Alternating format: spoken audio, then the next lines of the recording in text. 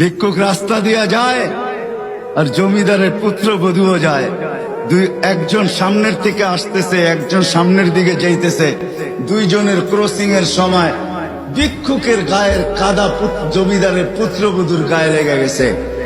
সে দুনিয়া আন্ধার করে ফেলছে, স্বামীকে ডাইকা নিয়ে আসছে, বলছে ভিক্ষুক আমার কাপড় নষ্ট করে দিছে। সে শুধু ভিক্ষুক ছিল না, বৃদ্ধ ছিল। বৃদ্ধ ছিল না শুধু, জীর্ণ ছিল, শীর্ণ ছিল। শরীরে কাপড় ছিল না, ফাটা চিরা কাপড় ছিল।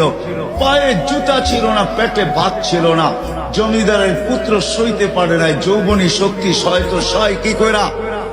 তার স্ত্রীর গায়ে ভিক্ষুকের কাদা, বস সমগ্র শক্তিকে হাতে জমা করা, একত্র করা বৃদ্ধের গালে বসায়।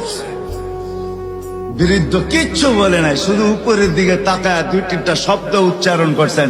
শব্দগুলা হলো ইয়া মাল্লাহ তারা হলো ওয়ুন, ও আল্লাহ চোখে দেখা যায় না। ও তারা কুল্লা শাই, তুই সব দেখিস।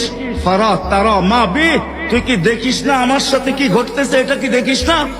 বলতে দেরি যুবক, মরতে দেরি হয় নাই। জমিদার চলে আসছে, প্রতিশোধ নিবে। বৃদ্ধের একদিকে মুস্কি হাসি, একদিকে বলতেছে প্রেমের খেলা এমনই হয়। জিজ্ঞাসা করছে কিসের প্রেমের খেলা রে? বলছে ওর প্রেমিকার গায়ে আমার কাদা লাগছে, পায়ের কাদা লাগছে, ও সইতে পারে নাই। যৌবনী শক্তি দিয়ে আমার বৃদ্ধ গালে বসায় দিছে। আমাকেও একজন ভালোবাসে, সেও সইতে পারে না, সেও সইতে পারে না। ও তো থাপ্পড় দিয়া খেলতো, সে জান নিয়ে নিছে, জান।